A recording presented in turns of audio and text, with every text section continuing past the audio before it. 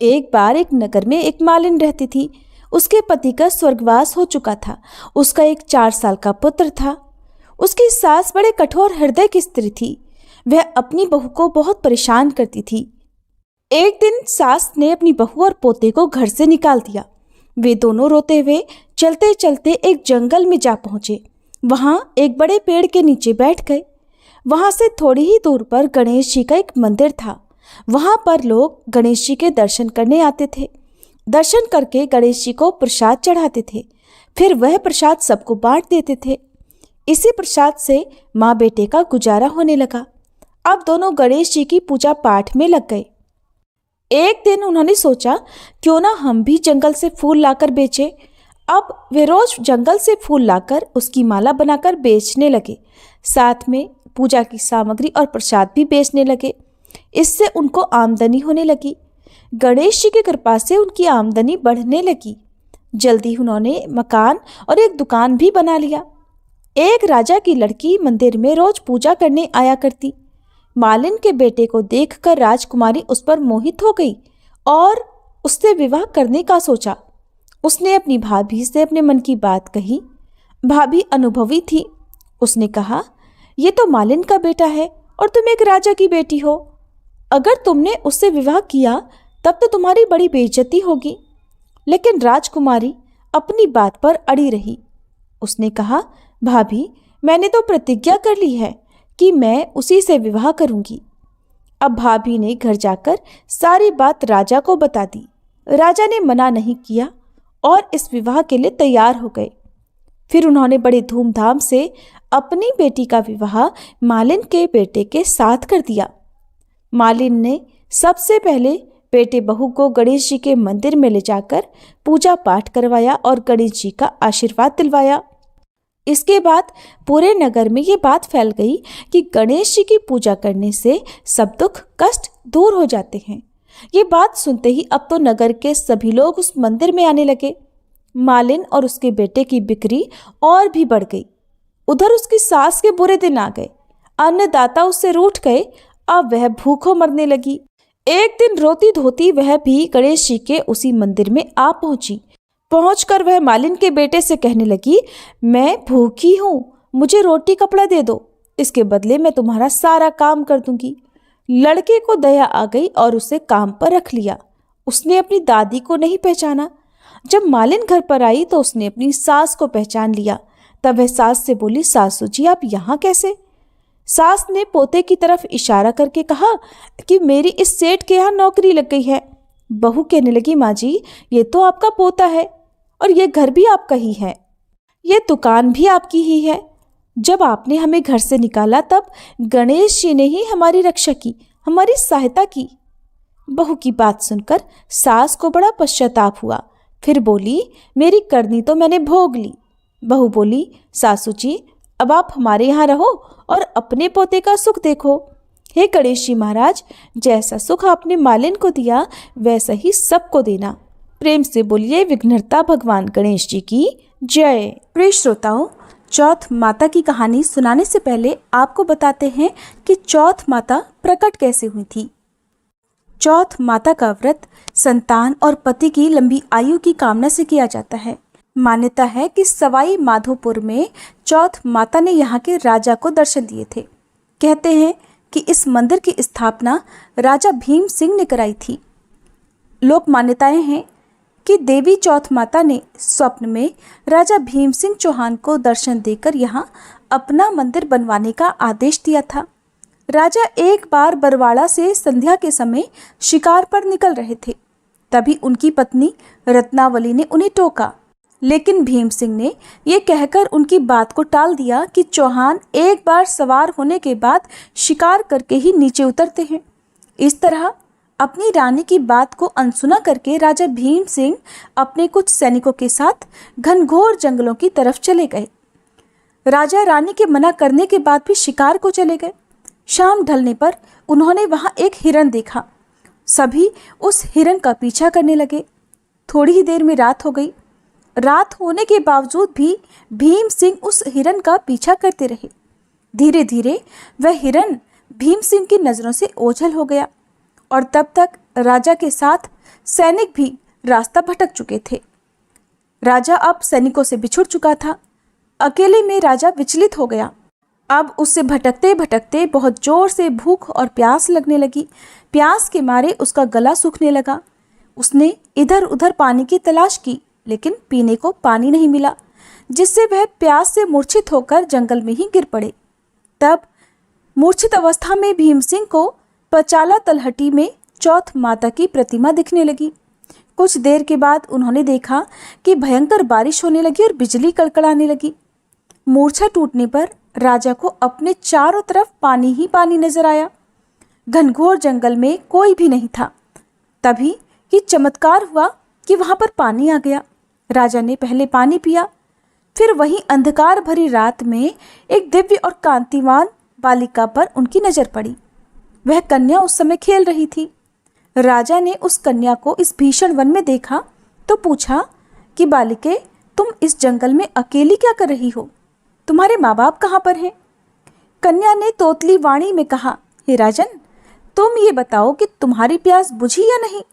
ऐसा कहकर वह कन्या अपने असली देवी रूप में आ गई। तब राजा उनके चरणों में गिर पड़ा और कहने लगा, हे आदिशक्ति महामाया, मुझे आपसे कुछ नहीं चाहिए।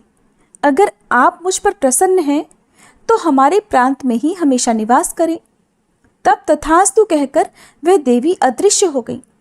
राजा को उनकी जगह पर वहां चौथ माता की एक प्रतिमा मिली। उसी चौथ माता की प्रतिमा को लेकर राजा बरवाड़ा की ओर लौट पड़ा। बरवाड़ा पहुंचते ही राजा ने राज्य में पूरा हाल कह सुनाया। तब पुरोहितों की सलाह पर संवत 1451 में बरवाड़ा की पहाड़ की चोटी पर माघ कृष्ण चतुर्थी को विधि विधान से उस प्रतिमा को मंदिर में स्थापित कराया गया। ऐसा कहा जाता है कि तभी से आज तक इसी दिन यहाँ चौथ माता का मेला लगता है। संकष्टी चतुर्थी हो या करवा चौथ का व्रत हो, लोग भारी संख्या में यहाँ पर मंदिर में दर्शन करने के लिए आते हैं और भक्तों को चौथ माता पर पूरा विश्वास होता है। कहा जाता है कि ये मंदिर विशेष तौर पर विवाहित जोड़ों के लिए है। सुहागिन स्त्रियां करवा चौथ के त्योहार के अवसर पर यहाँ अपने सुहाग की रक्षा के लिए प्रार्थना करती हैं। ऐसी मान्यता है कि चौथ माता देवी गौरी का ही एक रूप है और इनकी पूजा करने से अखंड सौभाग्य का वरदान तो मिलता ही है, साथ ही दाम्पत्य जीवन में भी सुख बढ़ता है और परिवार के सभी सदस्य भी सुखी और निरोगी रहते हैं। संतान की उम्र लंबी होती है और चौथ माता की कृपा से परिवार में कभी कोई विपत्ति नहीं आती। अब सुनिए चौथ माता की कथा। एक बार एक नगर में एक बूढ़ी माँ रहती थी। वो अपने बेटे को हर संकट से बचाने के लिए 12 महीनों की चौथ का व्रत करती थी। हर चौथ को पंसारी से थोड़ा सा गुड़ और घी लेकर 4 लड्डू बनाती, एक बेटे को देती, एक से पूजा करती, एक हथकार के लिए निकालती और एक चंद्रमा उगने पर खुद खा लेती थी। एक बार उसका बेटा ताई से मिलने गया। उस दिन चौथ का दिन था। ताई ने भी व्रत रखा था। उसने ताई से पूछा कि माँ तो 12 चौथ करती है। तब ताई बोली, तेरी माँ तेरी कमाई से तरमाल खाने के लिए 12 चौथ करती है। तू परदेश जाए तो वो एक भी चौथ नहीं करेगी। लड़के को लगा ताई सच कह रही है। घर आकर उसने अपनी माँ से कहा, माँ मैं परदेश जा रहा हूँ, यहाँ तू मेरी कमाई खाने पीने में ही उड़ा देती है। माँ ने समझाकर रोकना चाहा, पर बेटा नहीं माना। माँ ने उसे साथ ले जाने के लिए चौथ माता के आखे दिए और कहा, मुसीबत में ये आखे तेरी सहायता करेंगे। तब वह बेटा आखे लेकर रवाना हो गया। घूमते हुए एक दूसरे नगर में जा पहुंचा। उसने देखा एक बूढ़ी माँ रोती जा रही थी और पुआ बनाते जा रही थी। उसने कारण पूछा तो बूढ़ी माँ ने कहा, बेटा इस नगर की पहाड़ी पर एक दैत्य रहता है। पहले वह नगर में आकर कई लोगों को खाने के लिए मार देता था। अब राजा हर घर से एक आदमी उस दैत्य के पास भेजता है और आज मेरे बेटे की बारी है, इसलिए रो रही हूँ और उसी के लिए पुए भी बना रही हूँ। तब लड़का बोला, तू पुए मुझे खिला दे, तेरे बेटे की जगह मैं चला जाता हूँ। तब बूढ़ी माँ ने खीर पुए उसे खिला दिए। खा पी कर वह सो गया। रात को राजा के सैनिक आए तो बूढ़ी माँ ने उसे भेज दिया।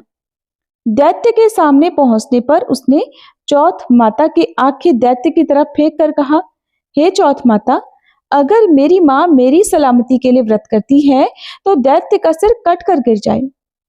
कहते ही तुरंत दैत्य का सिर कट गया। लड़का वापस आ गया। अब राजा ने उसे उपहार देकर विदा किया। चलते हुए वह एक दूसरे राजा के नगर में जा पहुंचा। इस राज्य में आवा तभी पकता था जब एक इंसान की बलि दी जाती थी। सिपाहियों ने उसे पकड़कर आवे में चुन दिया।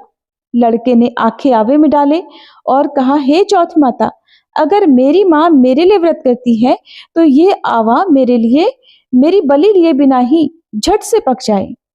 आवा तुरंत पक गया। आवे में से मिट्टी की जगह सोने चांदी के बर्तन निकले। लड़का बोला, बर्तन धीरे धीरे निकालना, कहीं मुझे ना लग जाए। राजा ने उसे निकलवाया और उससे पूछा कि इस आवे में से तुम बच कैसे गए। लड़के ने बताया कि उसकी माँ चौथ माता का व्रत करती है, व्रत के कारण ही वह बच पाया। राजा को विश्वास नहीं हुआ। उसने एक चांदी की सुराही मंगवाई और कहा कि सुराही की नली से निकलकर दिखाओ, तभी मुझे विश्वास होगा। लड़के ने चौथ माता को एक बार फिर से याद करके आंखें सुराही में डाले और कहने लगा, मैं भंवरा बनूं, सुराही से निकलूं।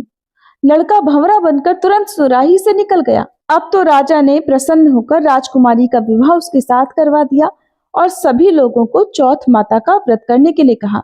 उधर अब लड़के को अपनी माँ की याद आई। उसने राजा के पास जाकर खुद के नगर जाने की इच्छा जाहिर की।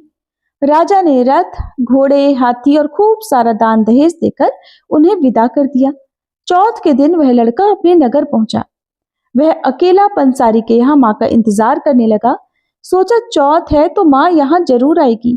थोड़ी ही देर बाद लकड़ी टेकती हुई उसकी माँ उसे आते हुए दिखाई दी। बेटा माँ के चरणों में गिर पड़ा। कहने लगा, माँ मैं तेरा बेटा हूँ, मुझे माफ कर दो। माँ ने उसे उठाकर गले लगा लिया। अब तो लोग चौथ माता की जय जयकार करने लगे। उस नगर के अब सभी लोग चौथ माता का व्रत करने लगे। हे चौथ माता, जैसे बूढ़ी माँ और उसके बेटे की सहायता आपने की, वैसे ही हम सब की भी करना। कहानी कहने और सुनने वाले पर भी कृपा करना। प्रेम से बोलो चौथ माता की जय। अब सुनिए चौथ माता की आरती। ओम जय श्री चौथ मैया, बोलो जय श्री चौथ मैया। सच्चे मन से सुमिरे, सच्चे मन से सुमिरे, सब दुख दूर भया। ओम जय श्री चौथ मैया। ऊंचे पर्वत मंदिर शोभा अति भारी, मैया शोभा अति भारी। देखत रूप मनोहर, देखत रूप मनोहर, असुरन भयकारी। ओम जय श्री चौथ मैया। महासिंगार सुहावन, ऊपर छतर फिरे, मैया ऊपर छतर फिरे। सिंह की सवारी सोहे, सिंह की सवारी सोहे, कर में खड्ग धरे। ओम जय श्री चौथ मैया। बाजत नौबत द्वारे, अरु मृदंग डमरू, मैया अरु मृदंग डमरू। 64 जोगनी नाचत, 64 जोगनी नाचत, नृत्य करे भैरू। ओम जय श्री चौथ मैया। बड़े बड़े बलशाली तेरा ध्यान धरे, मैया तेरा ध्यान धरे। ऋषि मुनि नर देवा, ऋषि मुनि नर देवा, चरणों में आन पड़े। ओम जय श्री चौथ मैया। चौथ माता की आरती जो कोई सुहागन गावे, मैया जो कोई सुहागन गावे। बढ़त सुहाग की लाली, बढ़त सुहाग की लाली, सुख संपत्ति पावे। ओम जय श्री चौथ मैया। ओम जय श्री चौथ मैया, बोलो जय श्री चौथ मैया। सच्चे मन से सुमिरे, सच्चे मन से सुमिरे, सब दुख दूर भया। ओम जय श्री चौथ मैया।